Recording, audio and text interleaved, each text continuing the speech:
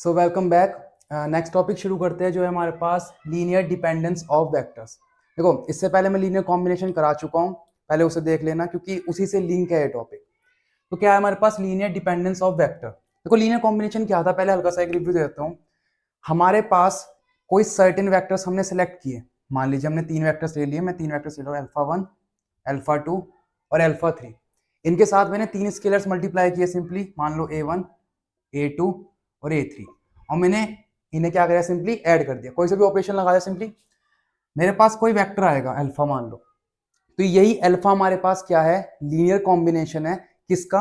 Alpha 1, alpha 2 और alpha 3 का। तो असल में मेरे पास लीनियर कॉम्बिनेशन क्या है, मेरे पास इन 3 वेक्टर्स ने, अल्फा 1, अल्फा 2 और अल्फा 3 ने स्पैनिंग करके इस अल्फा वेक्टर को जनरेट कर दिया। या यूं कहूं कि अल्फा वेक्टर इन 3 वेक्टर के कॉम्बिनेशन से मिलकर बना है, इसलिए हम अल्फा को क्या कह रहे हैं, लीनियर कॉम्बिनेशन कह रहे हैं।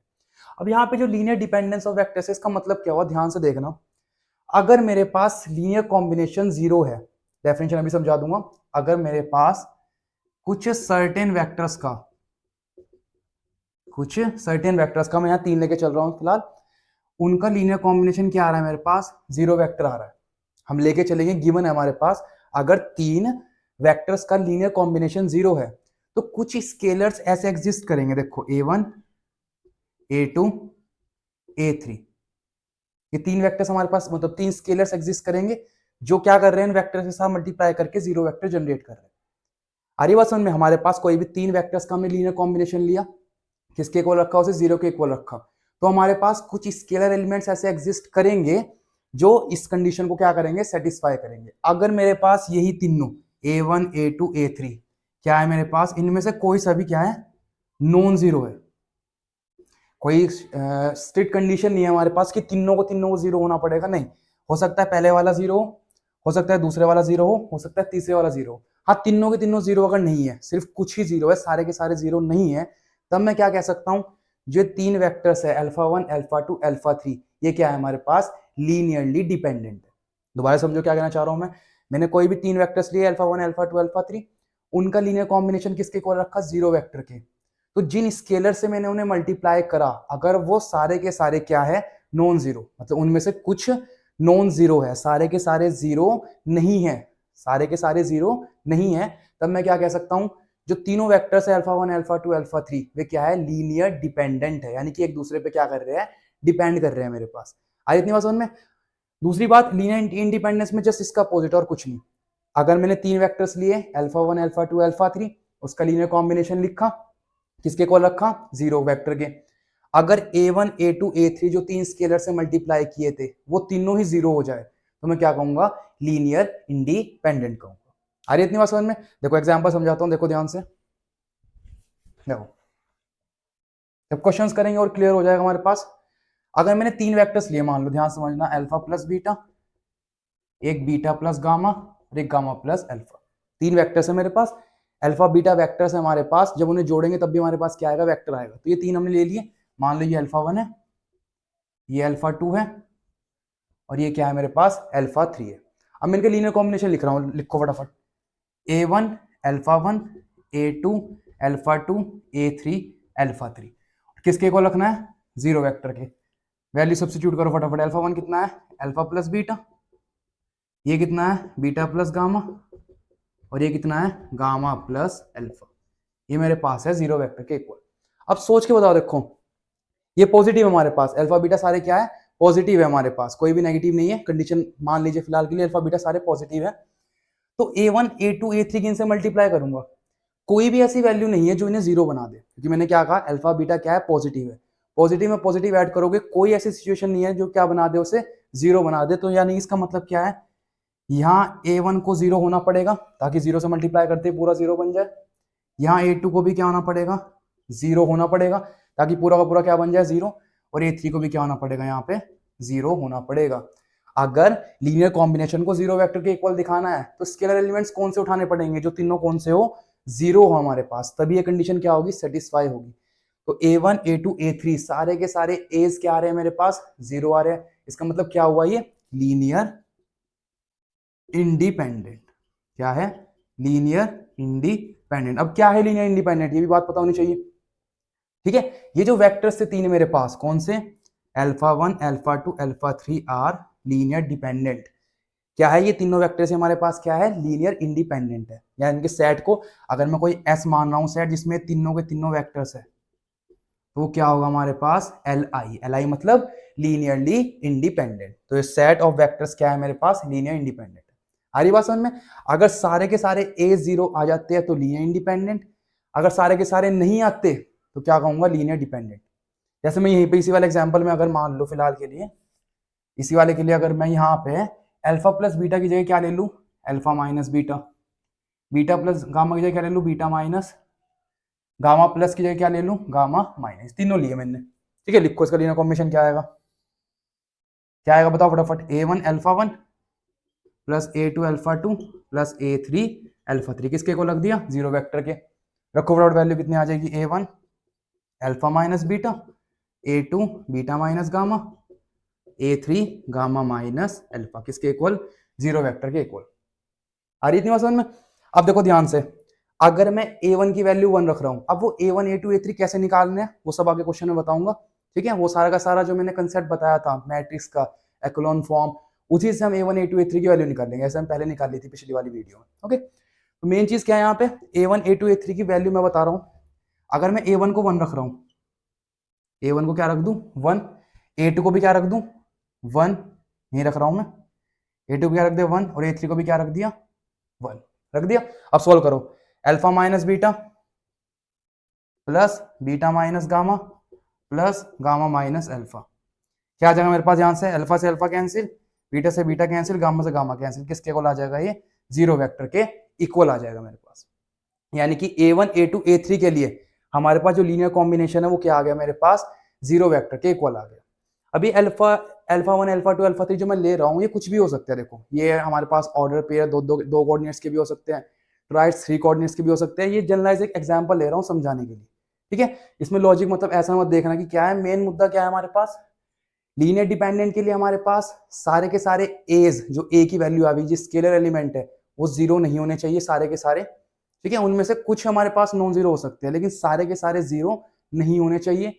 और लीनियर इंडिपेंडेंट में क्या रूल है, सारे के सारे स्केलर एलिमेंट्स जिनसे वेक्टर्स को मल्टीप्लाई करके लीनियर कॉम्बिनेशन बनाया है हमने वेक्टर का, ठीक है, वो हमारे पास सारे के सारे क्या होने चाहिए, जीरो होने चाहिए। तो इतनी सी बात याद रखनी है, डिपेंडेंट में सारे ए जीरो नहीं है और लीनियर इंडिपेंडेंट में सारे एज जीरो है, बस इतनी सी बात है और कोई बात नहीं। देखो डेफिनेशन पढ़ लो फटाफट, क्या कह रहे हैं मेरे पास, वीएफ वेक्टर स्पेस है, कोई भी एक फाइनाइट सेट ले लिया हमने, अल्फा 1 अल्फा 2 अल्फा है, जैसे हमने यहाँ क्या लिए, तीन एलिमेंट्स लिए, इसी के सेट को क्या कह रहे हैं हम, फाइनाइट सेट कह रहे हैं यहाँ पे। Of vectors is set to be linear dependent, उसे कब कहेंगे अब लीनियर डिपेंडेंट, अगर हमारे पास कुछ स्केलर्स ऐसे एग्जिस्ट कर रहे हैं, ये क्या है मेरे पास, देयर एग्जिस्ट, अगर कुछ स्केलर एग्जिस्ट कर रहे हैं a1 a2 an, ये वाले कुछ स्केलर्स एग्जिस्ट कर रहे हैं हमारे पास ऐसे, not all of them zero, सारे के सारे जीरो नहीं होने चाहिए, जो मैंने बात बताई सारे के सारे जीरो नहीं होने चाहिए, जो इस कंडीशन को क्या करेंगे, सेटिस्फाई करेंगे। कंडीशन क्या है मेरे पास, लीनियर कॉम्बिनेशन क्या आना चाहिए उन वेक्टर्स का, जीरो वेक्टर आना चाहिए, गिवन है, ये क्वेश्चन में लेके चलना है, गिवन है। और हमें क्या शो करना है कि जो एज है मेरे पास a1 a2 a3 scalar element है वो सारे के सारे जीरो नहीं आ रहे, ये लेके चलेंगे कंडीशन, और मेरे पास क्या शो कर देंगे हम कि a1 a2 a3 an scalar elements zero के इक्वल सारे के सारे नहीं आ रहे। इसमें देखो क्या है, वही फाइनाइट सेट लिया सिंपली, कब कहेंगे हम उसे लीनियर डिपेंडेंट, अगर मेरे पास स्केलर्स एग्जिस्ट कर रहे हैं, कौन से a1 a2 an, और सारे के सारे ध्यान से देखो ai is equal to zero, सारे के सारे क्या है जीरो, जहां आई कहां से चल रहा है 1 से लेके n तक, यानी कि a1 a2 an सारे के सारे क्या होने चाहिए, जीरो होने चाहिए। अगर जीरो है तो मैं क्या कह दूंगा, जो ये वेक्टर्स है अल्फा 1 अल्फा 2 अल्फा n, ये क्या है मेरे पास, लीनियरली इंडिपेंडेंट है। अरे बात समझ में इतनी कि लीनियर डिपेंडेंट और लीनियर इंडिपेंडेंट क्या है मेरे पास। ठीक है, डिपेंडेंस और इंडिपेंडेंस आप पहले भी मतलब अगर किसी और फॉर्मेट में समझना चाहें तो जैसे मैं अगर लिख दूं, आपके पास ये लिखा हुआ है x square plus y square is equal to a square, circle की इक्वेशन है, तो अगर मैं एक्स की वैल्यू चेंज करूंगा तो जाहिर सी बात है वाई की वैल्यू भी अपना आप चेंज हो जाएंगे, यानी कि एक्स और वाई क्या एक दूसरे पे डिपेंडेंट है। जैसे हमने डिफरेंशिएशन में पढ़ा है हमारे पास वाई एक्स पे क्या कर रहा है, डिपेंड कर रहा है। ठीक है, डिपेंडेंट वेरिएबल इंडिपेंडेंट वेरिएबल, तो जब एक दूसरे पे डिपेंड कर रहे हैं तो उनमें क्या बनेगी, एक इक्वेशन बन के आएगी। इतनी बात है, अगर कोई एक दूसरे पे डिपेंड कर रहा है, अगर मैं लिख रहा हूँ y is equal to 2x plus 3, तो y की वैल्यू चेंज कर रहा हूं तो x की वैल्यू भी चेंज होगी, x की वैल्यू चेंज कर रहा हूं तो y की वैल्यू भी चेंज होगी। इसका मतलब क्या है कि ये एक दूसरे पे क्या है, डिपेंड है, एक दूसरे पे क्या है, डिपेंड है। और जब कोई दो चीज एक दूसरे पे डिपेंडेंट होती है तो जाहिर सी बात है उनमें एक इक्वेशन बन के आती है। जब हम थोड़ा सा आगे 3-4 टॉपिक के बाद लीनियर ट्रांसफॉर्मेशन पढ़ेंगे तो वहां इक्वेशंस बनाएंगे सिंपली ऑपरेटर्स की हेल्प से कि इनके बीच में क्या इक्वेशन बनी है। अभी तो हमें चेक करना है कि ये वेक्टर्स लीनियर डिपेंडेंट है या नहीं है। उसके बाद हम क्या करेंगे, इक्वेशंस बनानी शुरू करेंगे। आ रही है बात समझ में? चलो फटाफट लिखो, फिर आगे क्वेश्चन बढ़ते हैं। ठीक है, तो क्वेश्चन देखते हैं क्या है। Show that the system of vectors this and this of V3R is linear dependent. क्या शो करना है हमें, ये तीनों वेक्टर्स क्या है, लीनियरली डिपेंडेंट है। डिपेंडेंट का मतलब क्या है कि सारे के सारे a की वैल्यू a1 a2 a3 जो स्केलर एलिमेंट्स हैं वो हमारे पास सारे के सारे जीरो नहीं है, बस ये शो करना है मेरे पास। तो जाहिर सी बात है बेसिक डेफिनेशन से चलते हैं। तो बाय डेफिनेशन क्या था हमारे पास, सिंपली a1 अल्फा 1, थोड़ा सा इधर से लिख लेता हूँ, ठीक है, a1 alpha 1 a2 alpha 2 a3 alpha 3 किसके इक्वल है, जीरो वेक्टर के। ये हमें लेके चलना था। तो रखो वैल्यू रखो फटाफट। अल्फा 1 की कितनी है 1 3 2, अल्फा 2 की कितनी है 1 -7 -8 और a3 कितनी है मेरे पास 2 1 -1। अल्फा 1 अल्फा 2 और अल्फा 3 हमारे पास तीनों वेक्टर दे रखे हैं। किसके इक्वल है, ध्यान से देखो, ये जो है हमारे पास 3 कोऑर्डिनेट्स का पॉइंट है, तो जो जीरो वेक्टर होगा वो कैसा होगा 0, 0, 0। ये मैं सबसे पहले वाली वीडियो में बता चुका हूँ। अगर हमारे पास दो कोऑर्डिनेट का होता है एक्स वाई कोऑर्डिनेट में सिंपली तो 0, 0 रखते हैं, ठीक है, नॉर्मल सी बात है। अंदर मल्टीप्लाई कर दो, डायरेक्ट कर रहा हूँ, देखो a1 से इसे मल्टीप्लाई कर रहा हूँ, a2 से इसे, a3 से इसे, और तीनों के एक्स कोऑर्डिनेट क्या कर रहा हूँ, ऐड कर रहा हूँ। तो क्या आ जाएगा a1 plus a2 plus twice of a3 is equal to 0। 3 को इससे करो 3a1 -7a2 और प्लस का a3 किसके इक्वल 0 के, 2a1 यहाँ आ जाएगा -8a2, ये आ जाएगा माइनस का a3 इज इक्वल टू 0। ये हमारे पास तीनों के आ गए, मेरे पास तीन इक्वेशंस बन चुके हैं, सिस्टम ऑफ इक्वेशंस। तो हमारा मेन पर्पस क्या है, a1 a2 a3 निकालना। उसी से पता चलेगा हमारे पास सिंपली कि तीनों नॉन जीरो आ रहे हैं या नहीं आ रहे। अगर तीनों के तीनों क्या है नॉन जीरो, मतलब तीनों के तीनों जीरो नहीं है, तो क्या कह सकता हूँ, लीनियरली डिपेंडेंट।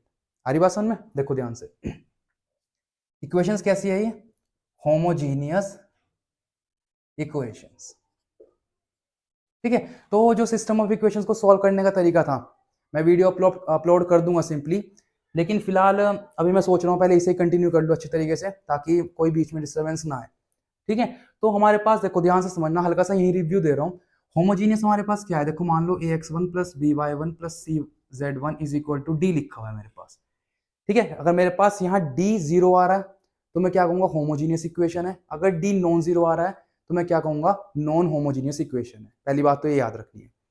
अगर यहाँ जीरो हो गया हमारे पास तो कौन सी इक्वेशन है, होमोजीनियस इक्वेशन। अगर यहाँ कोई कांस्टेंट वैल्यू आ रही है तो क्या है, नॉन होमोजीनियस। बहुत डेप्थ में टॉपिक करा दूंगा बाद में, मेन जो इसमें यूज होने वाला है सिर्फ उस पर ध्यान दीजिए। अरे बस में इतनी, अगर मेरे पास क्या है, अगर मेरे पास क्या है, इक्वेशंस होमोजीनियस है, क्या है, होमोजीनियस है, और इधर लिख लेता हूं नॉन होमोजीनियस, ठीक है। होमोजीनियस के लिए हम बनाएंगे कोफिशिएंट मैट्रिक्स।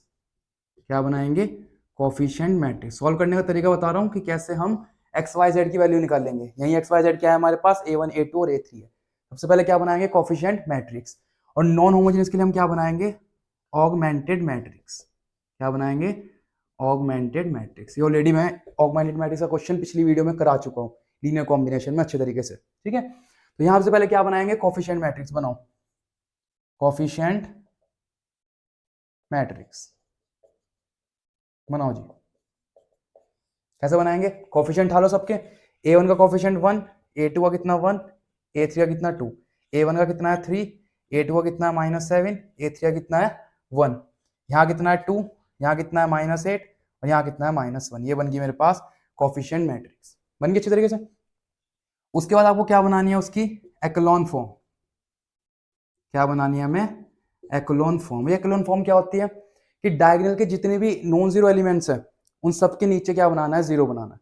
यानी कि 1 है तो इन दोनों को जीरो बनाना है, -7 तो -8 को जीरो बनाना है। डायगोनल के जितने भी एलिमेंट्स हैं उन सब के नीचे क्या बनाना है, नॉन जीरो। और ये एक बात और याद रखना कि डायगोनल एलिमेंट्स नॉन जीरो होने चाहिए। अगर नहीं है तो रो और कॉलम को इंटरचेंज करो, वहां पे नॉन जीरो एलिमेंट लेके आओ, फिर चेंज करो। ठीक है, ऐसे ऐसे क्वेश्चन करेंगे, समझ में आ जाएगा। तो बनाओ, देखो फटाफट बताओ जी। 3 को जीरो बनाना है, 2 को जीरो बनाना है। तो 3 इतनी बात तो तय है कि R2 में से मुझे कुछ माइनस करना है। In the same manner R3 में से मुझे कुछ माइनस करना है। इतनी बात तो तय है क्योंकि दोनों प्लस के, माइनस करके जीरो आएगा।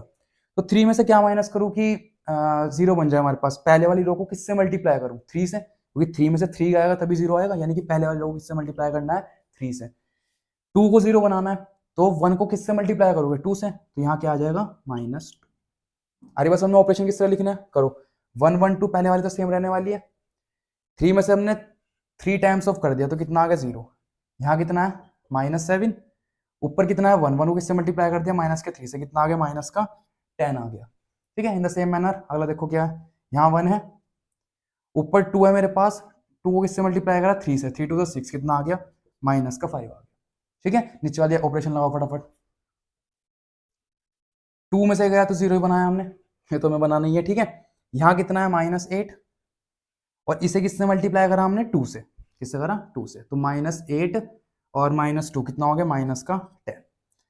इन द सेम मैनर यहाँ कितना है, -1, कितना है, -1। ऊपर वाला 2 को किससे मल्टीप्लाई करा, 2 से, तो 2 से कितना हो गया, 4, तो कितना आ गया यहाँ पे, -5 आ गया। अरे बात समझ किस तरीके से ऑपरेशन लिखने हैं, इतनी बात समझ में आई। 1 के नीचे 0 बन चुका है, अब डायगोनल के सेकंड एलिमेंट, इसके नीचे क्या बनाना है, 0 बनाओ। 1 1 2 सेम रहने वाला है, 0 -10 -5 सेम रहने वाला है। लास्ट रो पे फोकस करो बस।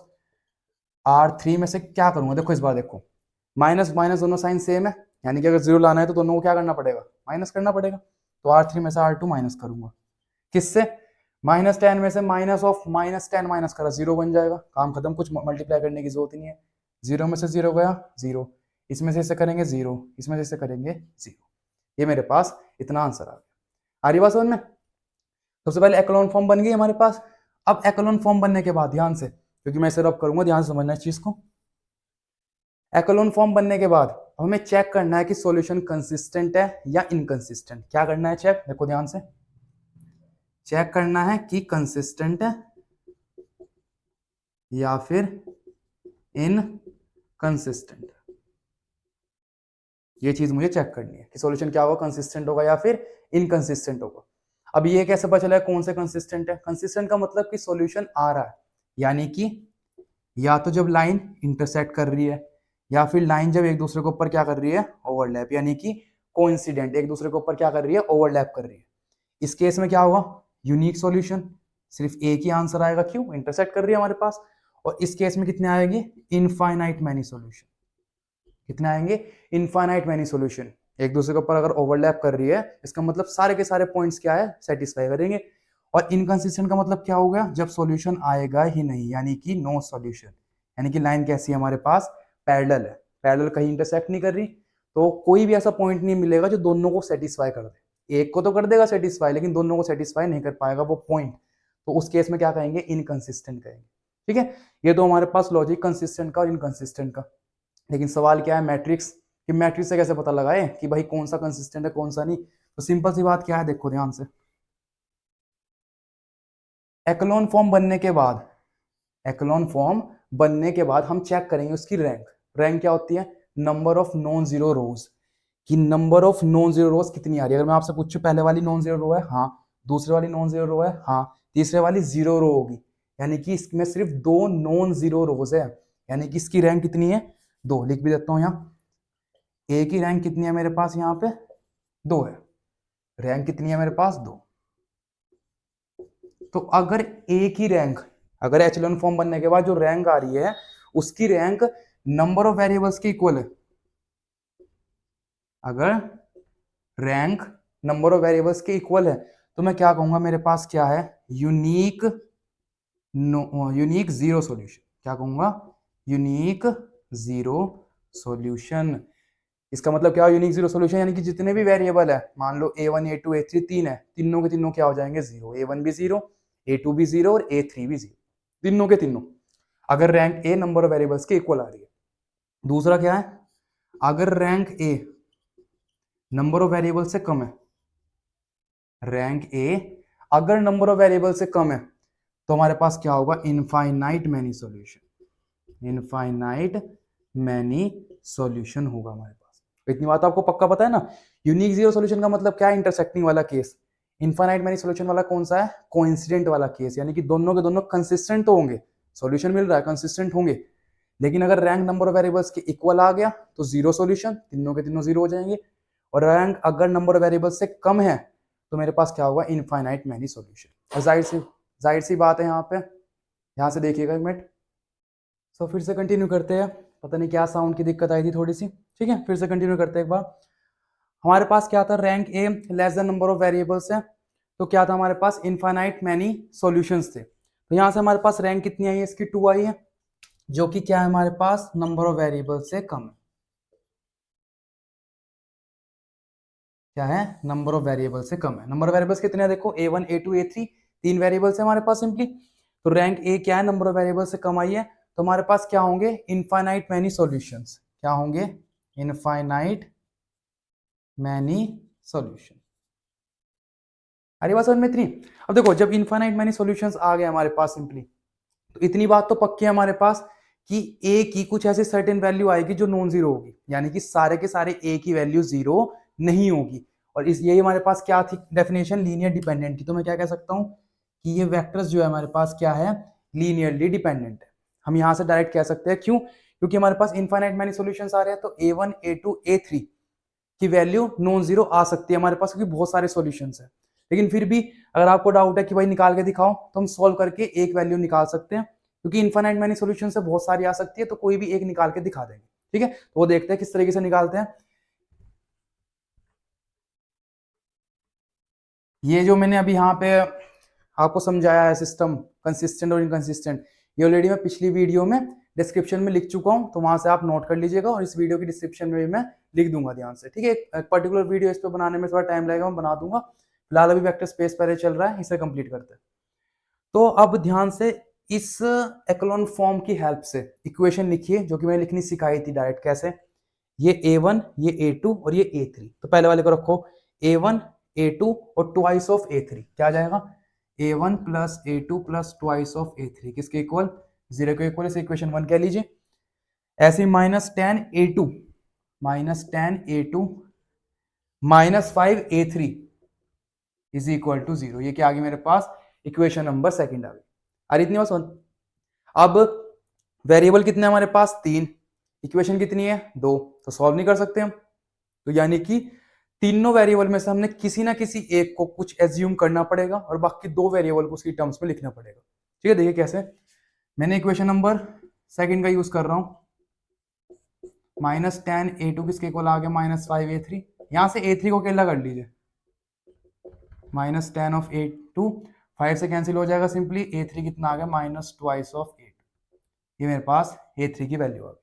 अब किसी को भी लेट कर लीजिए, मान लीजिए मैंने मान लिया A2 को K, क्योंकि 3 वेरिएबल में से किसी एक को तो मुझे कुछ मानना पड़ेगा, बाकी 2 को उसकी टर्म्स में लिखना पड़ेगा। यही तरीका होता है इनफाइनाइट मैनी सॉल्यूशंस का, वरना हम नहीं निकाल पाएंगे। A3 क्या है, ध्यान से देखो, A2 की जगह K रख दिया, कितना आ गया, -2K। और A1 कितना आ जाएगा, देखो पहले वाली इक्वेशन में रखो A2 और A3 की वैल्यू, A1 प्लस A2 कितना है K, A3 कितना है, -2K, 2 से मल्टीप्लाई करते हैं -4K इज इक्वल टू 0। यहाँ से A1 कितना आ गया, 3K।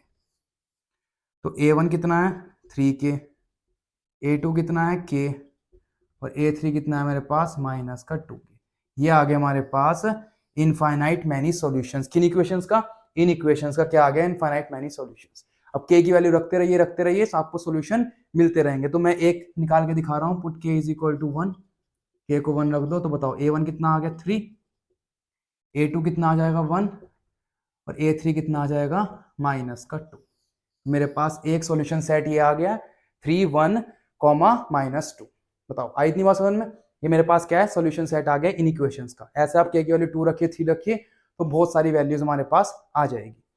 तो हम फाइनली देखो इस वाली इक्वेशन में फोकस करो, इस वाली फोकस में लिखना शुरू कर, देखो थ्राइस ऑफ अल्फा 1 A2 कितना है 1 इंटू अल्फा 2, A3 कितना है -2 इंटू अल्फा 3, किसके इक्वल आ गया 0 वेक्टर के, जहां पे A1 भी 0 नहीं है, A2 भी 0 नहीं है, A3 भी 0 नहीं है, या यूं कहूं कि तीनों के तीनों हमारे पास यहाँ पे 0 नहीं है, इसलिए ये तीन वेक्टर्स क्या है हमारे पास लीनियरली इंडिपेंडेंट है।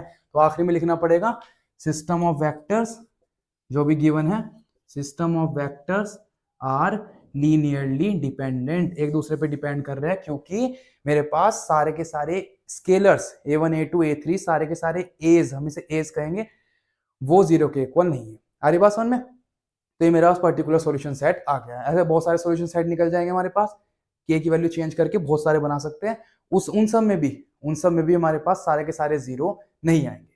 आ रही बात समझ में इतनी? ठीक है, नोट कीजिए फटाफट, आगे बढ़ते हैं।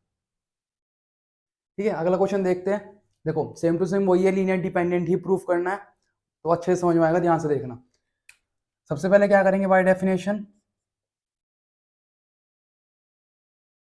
हमारे पास A1 alpha 1 plus A2 alpha 2 plus A3 alpha 3 plus A4 alpha 4 is equal to 0। इस बार हमारे पास कितने वेक्टर्स है, 4 वेक्टर्स है हमारे पास। तो अल्फा 1 अल्फा 2 अल्फा 3 और ये क्या है मेरे पास अल्फा 4 है। तो वैल्यू रख दिए सिंपली, कितना आएगा फटाफट, अल्फा 1 कितना है 1 2 4, ये मेरे पास क्या है 1 0 0, अल्फा 3 है 0 1 0 और अल्फा 4 है 0 0 1। यहाँ से मैं क्या लिख सकता हूँ 0 0 0, क्योंकि 3 डायमेंशन है, तो एक्स वाई जेड तीनों कोऑर्डिनेट्स कितने हो जाएंगे 0 0 वेक्टर में। ठीक है, कंपेयर कर लीजिए, डायरेक्ट करता हूँ, देखो ध्यान से, A1 प्लस A2, ये 0 बन जाएगा, ये 0 बन जाएगा, किसके इक्वल आ गया 0 के।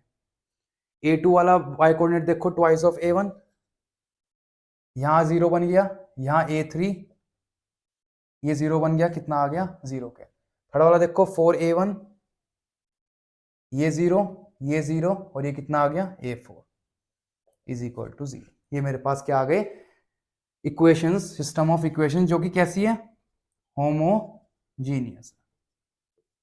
अब समझ में आ रही है बात, होमोजीनियस क्या होता है, जिसकी डी वैल्यू 0 होती है, ax1 plus by1 plus cy1 is equal to d, d कितना है 0 यहाँ पे, तो कौन सी इक्वेशन है होमोजीनियस इक्वेशन है। आ रही बात समझ में?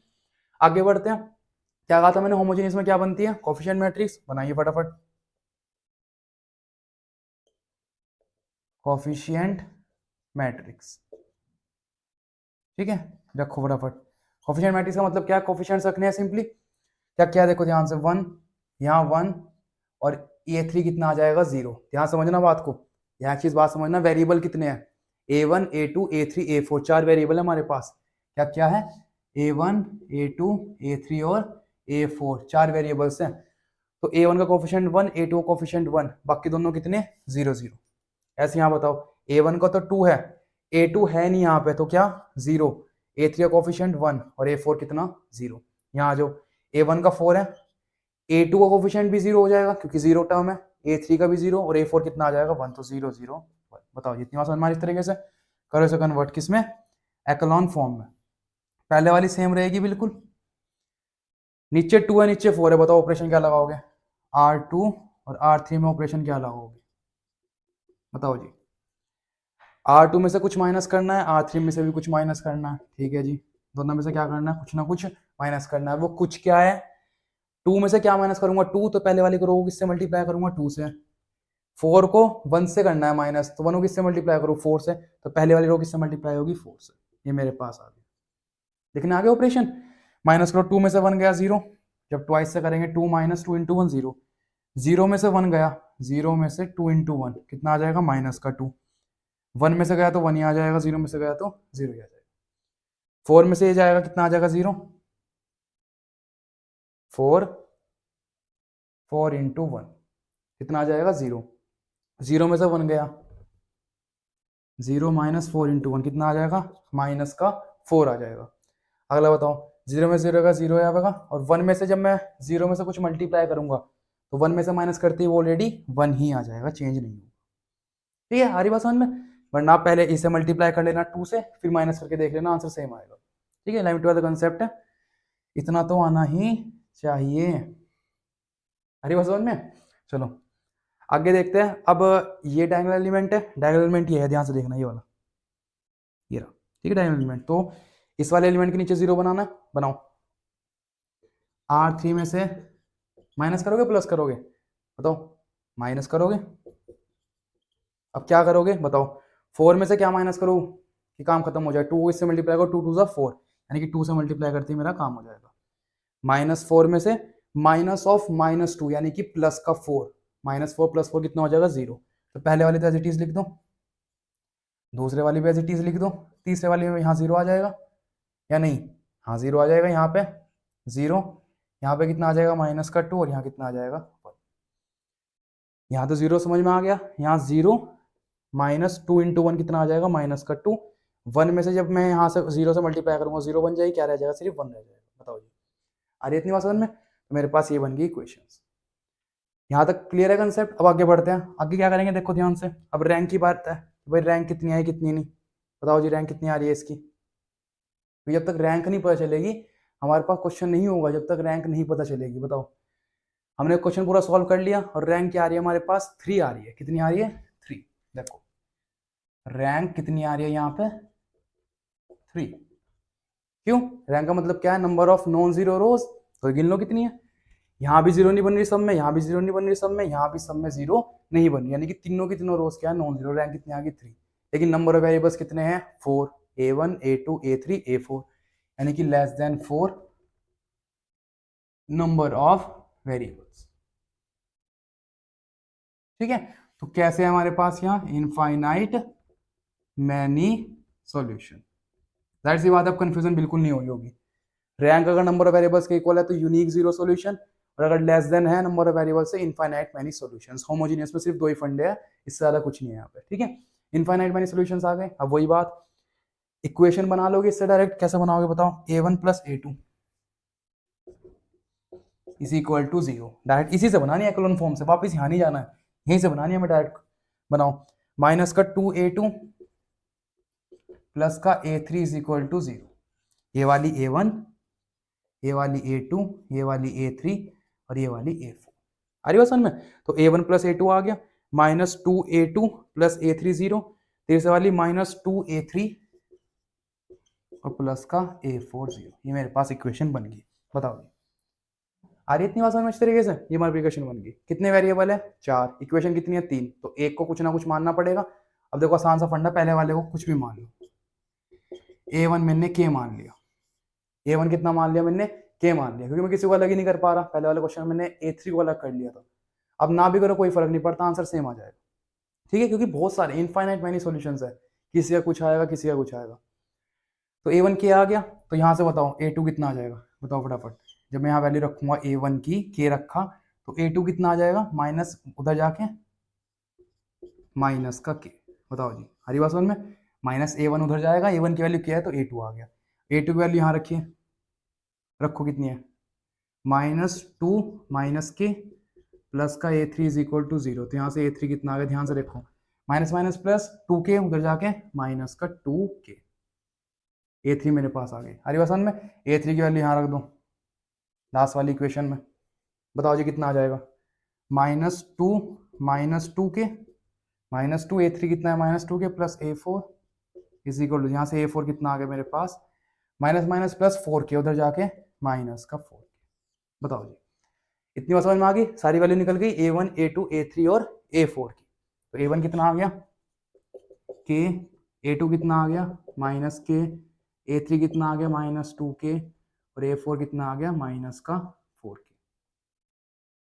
कितना आ गया हमारे पास, A4 माइनस का 4K। ये मेरे पास वैल्यू आ गई, सच कहूँ सॉल्यूशन सेट आ गया हमारे पास सिंपली। तो कोई सी भी वैल्यू रख लो, K की वैल्यू कोई सी भी रख लो, तो मेरे पास क्या आ जाएगा, एक आंसर आ जाएगा। रख लो K = 1 रखो, पुट K = 1। तो बताओ A1 1 हो गया, A2 -1, A3 -2 और A4 -4। बताओ जी इतनी बात समझ में आ गई अच्छी तरीके से। K की वैल्यू 1 रखते ही हमारे पास वैल्यू आ गई A1 A2 A3 और A4 की। ध्यान से देखो सारी की सारी वैल्यू क्या है, नॉन जीरो, या यूं कहूं कि सारी की सारी वैल्यू जीरो नहीं है। अगर जीरो नहीं है तो इनके बीच में कोई रिलेशन है, अगर रिलेशन है तो ये कैसे है, लीनियरली डिपेंडेंट है। तो क्या कह सकता हूं, द सेट ऑफ वेक्टर्स है यू कहूं the set S of vectors are linearly dependent.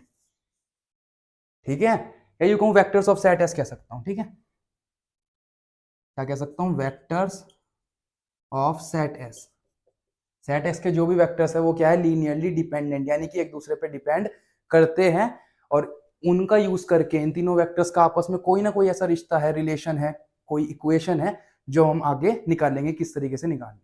आ रही बात समझ में? तो वेक्टर्स कैसे हो गए, लीनियरली डिपेंडेंट। ठीक है, तो लिखिए फटाफट, फिर आगे क्वेश्चन देखते हैं लीनियरली इंडिपेंडेंट का। सो लास्ट क्वेश्चन देखते हैं इस वीडियो का।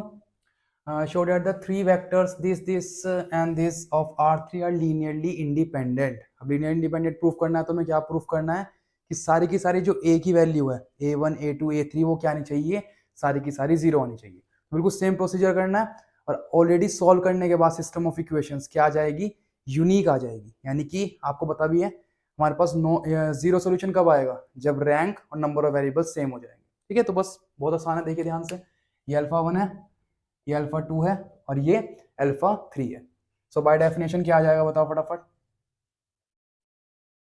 a1 alpha 1, a2 alpha 2, a3 alpha 3 किसके इक्वल रखोगे, जीरो वेक्टर के इक्वल रखोगे। अल्फा 1 की वैल्यू रख दीजिए फटाफट से 1 1 माइनस 1, अल्फा 2 की वैल्यू रख दीजिए 2 माइनस 3 5, और अल्फा 3 कितना है हमारे पास -2 1 4, और यहाँ कितना आ जाएगा 0 0 0, क्योंकि 3 डायमेंशनल कोऑर्डिनेट है। अंदर डायरेक्ट करता हूं, देखो अब a1 plus twice of a2 -2a3 किसके इक्वल, जीरो के। एक्स कोऑर्डिनेट का अंदर स्केलर मल्टीप्लाई करके उन एक्स कोऑर्डिनेट को ऐड कर दिया सिंपली, और कुछ नहीं। a1 को 1 से करेगी, a2 को -3 से, और a3 को 1 से, और तीनों को तीनों क्या कर देंगे, ऐड करके क्या मिल जाएगा, y कोऑर्डिनेट। तो a1 कितना है, a2 माइनस का 3a2, और ये कितना आ जाएगा a3 इज इक्वल टू 0। ऐसे लास्ट वाला माइनस का a1 प्लस का 5a2, और ये कितना आ जाएगा प्लस का 4a3 इज इक्वल टू 0। ये कैसी इक्वेशन है हमारे पास, होमोजीनियस। कैसी इक्वेशन है, होमोजीनियस इक्वेशन। होमोजीनियस इक्वेशन में क्या बनता है हमारे पास, कोफिशिएंट मैट्रिक्स बनाओ फटाफट, कोफिशिएंट मैट्रिक्स क्या आ जाएगी मेरे पास, इन सबके कोफिशिएंट, इसका कोफिशिएंट क्या है 1, इसका 2, इसका -2, 1 -3 और 1, यहाँ माइनस का 1 प्लस का 5, यहाँ प्लस का 4, ये आ गए मेरे पास कोफिशिएंट मैट्रिक्स। एक्लोन फॉर्म में कन्वर्ट करो फटाफट, बताओ क्या रूल लगाओगे। 1 में से 1 माइनस करते काम खत्म हो जाएगा, तो R2 में से क्या माइनस करना है, R1।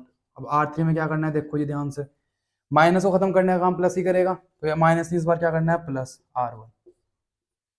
-1 में से +1 करोगे कितना आ जाएगा, 0 आ जाएगा मेरे पास। खत्म करो, 1 में से 1 गया, पहले ये लिख लो, 1 में से 1 गया 0, -2 में से -3 में से -2 गया, माइनस का 5, 1 में से माइनस और -2 यानी कि 3, चेक कर लो, -5 और ये कितना आ जाएगा 3, दोनों को ऐड करो 0, 5 और 2 7, 4 में से 2 का कितना बचेगा, 2 बचेगा। कन्वर्ट करो इसे फटाफट, पहले वाली रो सेम रहेगी, दूसरे वाली रो सेम रहेगी, दूसरे वाले डायगोनल एलिमेंट के नीचे क्या बनाना है, 0 बनाना है। तो ध्यान से देखो, ध्यान से समझना बात को, R3 में से कुछ ना कुछ R2 ऐड करना है, इतनी बात तो पक्की है। क्यों ऐड करनी है, क्योंकि माइनस को प्लस ही खत्म करेगा। अब क्या करना है, ध्यान से देखो, 7 को 0 बनाना है ना, तो 7 लिखा, और प्लस का -5 लिखा। अरे बस समझ में इतनी। 5 को कौन खत्म करेगा, इसका इनवर्स यानी कि 1/5, और 7 को कौन खत्म करेगा, बताओ 7 को कौन खत्म करेगा, 7, क्योंकि प्लस माइनस क्या हो जाएगा मेरे पास, माइनस। तो देखो 5 से 5 कैंसिल हो जाएगा, प्लस माइनस माइनस, 7 में 7 में कितना बचेगा, 0। यानी किससे मल्टीप्लाई करनी है मुझे, 7/5 से। किससे करनी है, 7/5 से मल्टीप्लाई करनी है। एक बार चेक कर लो, देखो फिर से, R3 कितना है 7, रख दो, R3 कितना है 7 प्लस 7/5, R2 माइनस करनी है -5, इससे ये खत्म, 7 7 खत्म, कितना आ जाएगा 0, कितना आ जाएगा 0।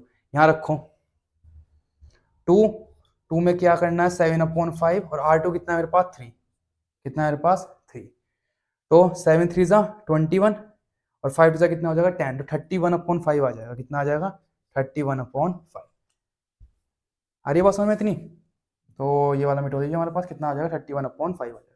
चेक कर लीजिए एक बार सिंपली, क्या करना है सिंपली प्लस करना है दोनों को। 7/5 में हमने 3 करा, 7 3 21, एलसीएम लेते ऊपर कितना बन जाएगा यहाँ 10, देखो ध्यान से 2 प्लस 7/5 इंटू 3, तो 5 को एलसीएम लेंगे तो 10 प्लस 21/5 कितना आ जाएगा 31/5 आ जाएगा। आ रही बात समझ में इतनी? तो किस तरीके से ऑपरेशन लिखना है ये आना चाहिए अच्छी तरीके से, क्योंकि अगर ये वैल्यू आपने गलत निकाल दी तो आपको पता है आगे क्या दिक्कत आएगी। जब आप सिस्टम ऑफ इक्वेशंस लिखेंगे उनका सॉल्यूशन ढूंढेंगे तो आपके पास क्या आ जाएगा, आंसर गलत आएगा। अरे बस में क्यों इसे सही लिखना, सही ढंग से थोड़ा वेरीफाई कर लेना। अब ध्यान से देखो रैंक कितनी है, रैंक कितनी है, रैंक 3 है। क्यों? 3 नॉन जीरो रोज है हमारे पास, और नंबर ऑफ वेरिएबल्स भी कितने हैं, 3 ही है, A1 B1 वो सॉरी A1 A2 और A3, हमारे पास 3 ही वेरिएबल है और रैंक भी कितनी आ गई 3। मैंने क्या कहा था, अगर रैंक और नंबर ऑफ वेरिएबल सेम आ गए इसका मतलब क्या है, हमारे पास क्या है, यूनिक जीरो सॉल्यूशन। क्या है, यूनिक जीरो सॉल्यूशन। होमोजीनियस के केस में सिर्फ दो चीजें बताई है मैंने आपको, रैंक अगर नंबर ऑफ वेरिएबल्स के इक्वल आ गई तो यूनिक जीरो सॉल्यूशन, रैंक अगर नंबर ऑफ वेरिएबल्स से कम है तो इनफाइनाइट मैनी सॉल्यूशंस। बस इतनी सी बात है और कुछ नहीं, ठीक है।